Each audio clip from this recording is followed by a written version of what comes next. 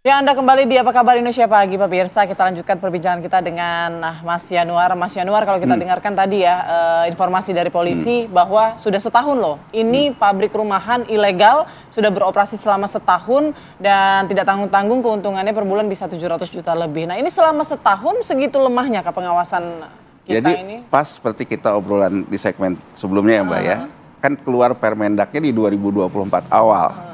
Bahwa intinya si yang punya DMO, pabrik CPO, langsung mengemas ke dalam minyak kita.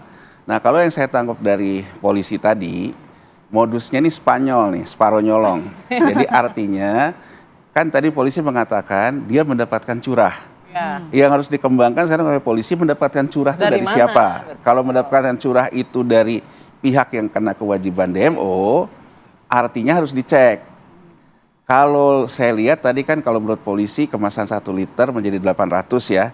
Berarti kan terjadi nyolongnya 20% kebocorannya. Nah, yang harus dilihat kalau dia dapat barangnya dari curahnya dari si pelaku DMO-nya, apakah ketika si pelaku DMO-nya kasih itu juga 100, jangan-jangan sudah 80 juga di situnya. Kemudian tadi polisi mengatakan bahwa di kemasan minyak kitanya bukan perusahaan dia. Ya memang. Dia mencatut perusahaan lain. Perusahaan lain karena memang yang diatur oleh Permendak yang harus mengemas itu adalah perusahaan yang kena DMO. Nah, persoalannya dia itu memang membuat kemasan itu tanpa sepengetahuan pihak ketiga, si pelaku DMO-nya, atau memang dia orang yang ditunjuk sebagai pihak ketiga oleh pelaku DMO. Jadi termasuk diberikan kemasannya, diberikan curahnya, kemas, edarkan. Kan gitu ya aturannya. Nah, jadi kalau saya lihat dari polisi tadi, yang perlu dikembangkan adalah nyolongnya, dari separuh nyolongnya itu sebenarnya terjadi dari mana dia dapat minyak curahnya, dari mana dia dapat kemasan cetaknya yang ada nama distributornya. Kalau itu terkait dengan DMO-nya, apakah DMO-nya mengasih 100, karena kan dia melaporkan pasti ke Kemendak 100 kan. Jangan-jangan memang sudah bocor dari situ. Atau memang bocornya di dia. Kalau bocornya di dia, 20-nya dikemanakan kan. Nah, saya khawatirnya ini seperti juga cerita kita tentang kita waktu bahas pagar laut dan sebagainya ya. Ujung-ujungnya sih kan akan berhenti di sini gitu. Dianggap bahwa mereka lah yang nyolong lah. Itu nggak bisa ditelusuri Mas? Harusnya dari bisa jalur dong. distribusinya. Harus bisa dong. kan? Bisa. Berarti kita mencari sumbernya. Mas Yanuar ini menduga ada pemain besar sebetulnya di iya belakang dong, ke ujungnya. pabrik-pabrik rumahan ini karena kan sebetulnya. harga sawit sekarang, harga CPO itu kan tinggi ya Mbak. Apalagi di tengah sekarang Trump nih, perang tarif. Ya. CPO itu jelas salah satu komoditas yang akan naik harganya. Nah, artinya kan kalau saya sekarang pelaku CPO, jauh lebih punya opportunity profit buat saya dengan saya mengekspor. Jadi dari situ saja kan sudah ada namanya motif untuk saya memperbesar ekspor. Tapi kan saya kena DMO. Nah, di titik ini aja kan ada kecenderungan Permainan stok. ya permainan stok, melaporkan ke Kemendak gitu ya, dan kemudian sebagian tetap diekspor gitu. Jadi kalau saya pikir intinya kan gini ya, kalau kita dalam hal penyidikan yang kayak gini kan follow the money ya. Ya. Artinya kan polisi jangan stop ketika dia misalnya mengurangi takaran 20, polisi kan bisa lihat dia dapat curahnya dari siapa, dia dapat kemasannya dari siapa, ditelusuri kan ke sana. Sampai akhirnya kita bisa melihat tata niaganya masalah di mana. Jangan-jangan memang di level atasnya juga udah masalah. Dan yang perlu kita kritisi kan gini, kenapa sih di tahun 2024 awal mekanismenya dirubah? Kalau dulu kan mekanismenya mereka menyerahkan curahnya, ya kan, kemudian dikemas dalam minyak kita, didistribusikan. Memang kalau pendekatannya dari sisi kepentingan pemerintah, karena DMO-nya lebih besar dari kebutuhan minyak dalam negeri, dia serahkan ke pasar aja dibandingkan misalnya ditambah dalam tanda petik kerepotan baru, harus mengemas, kemudian ada biaya distribusi yang bisa jadi itu mengakibatkan terjadinya subsidi kan. Jadi mekanisme baru yang dipakai ini banyak celah yang bisa dimainkan begitu? Betul, banyak celah karena kenapa? Diserahkan ke mekanisme pasar kan, tapi pakai DMO. Nah, yang jadi pertanyaan kan ketika Kementerian Perdagangan dilaporkan angka, kan dia harus cek juga sebetulnya, betul nggak dalam kemasannya jadi sebanyak itu. Jadi kita ngomong kalau polisi ini kan penindakan hukum. Ya. Ketika sesuatu yang sudah terjadi, dia lakukan penindakan hukum. Tapi ini nggak bisa dipungkiri, fungsi pengawasan dari Departemen Perdagangan sendiri bermasalah loh. Iya. Nah, artinya bukan tidak menutup kemungkinan kan polisi juga memeriksa aparatur negara kan Betul.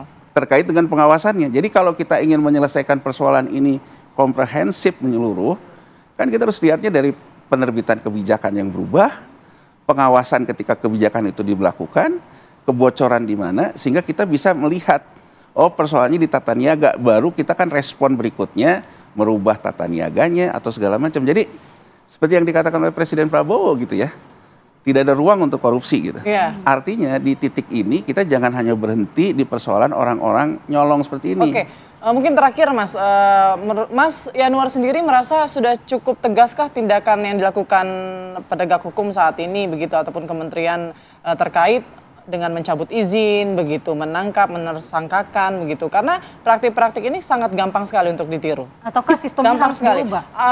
Biasanya kejahatan itu mati satu tumbuh seribu biasanya kan gitu. Nah, Jadi cukup tidak tindakan kalau menurut tegas? saya isunya bermain dalam isu besar, tapi nanti ujungnya penanganan hukumnya hanya di persoalan kecil. Jadi artinya ya mungkin menurut saya akan berakhir dari orang-orang Spanyol ini. Tapi tidak ditelusuri ke belakang dan juga ke depannya gitu ya, dari hulunya, dan juga tidak ditelusuri dari sisi kebijakannya. Karena kalau saya baca dari sisi asosiasi perusahaan sawit sendiri, mereka mengusulkan terhadap kejadian ini sudah tidak ada lagi DMO dalam bentuk barang. Baik. Mereka maunya itu ditarik dalam bentuk levy. Dalam artinya levy itu bahwa dia punya membayar sejumlah uang tertentu ke pemerintah.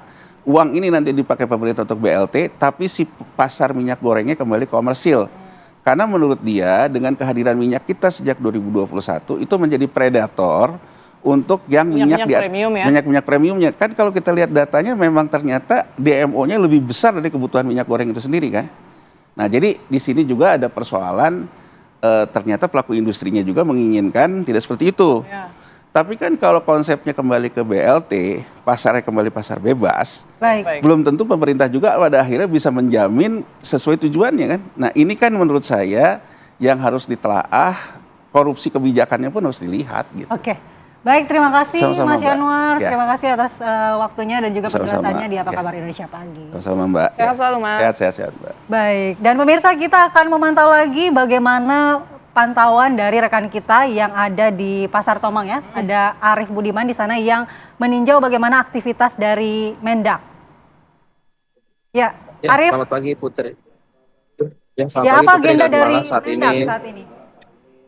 ya saat ini saya berada di Pasar Tomang Barat, Tanjung Duren, Jakarta Barat. Saat ini direncanakan Menteri Perdagangan Republik Indonesia Budi Susanto beserta Menteri Lingkungan Hidup Anies Faisal akan datang ke Pasar Tomang Barat yang dijadwalkan pada pukul 07.30. Namun hingga saat ini kondisi pasar sudah mulai ramai dari para pegawai dari Kementerian Perdagangan maupun dari Kementerian Lingkungan Hidup, Menteri Perdagangan Republik Baik. Indonesia. Ya, Baik, Arif. untuk Apakah nantinya Menteri Perdagangan ini akan melihat bagaimana takaran dari minyak kita juga ataukah hanya mengecek peredaran minyak kita palsu?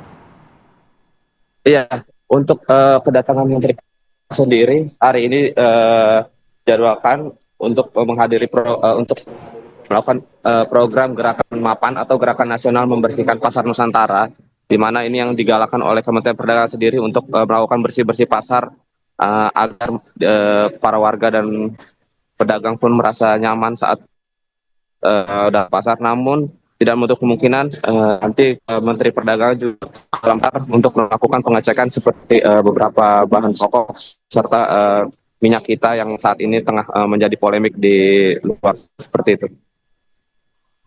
Baik, Arif Budiman mengabarkan langsung dari Pasar Tomang yang informasinya ini sesaat lagi ya, Menteri Perdagangan akan datang melakukan sidak di sana. Ternyata tidak hanya terkait dengan minyak kita ya, tetapi pangan secara umum ya, Betul. sembako.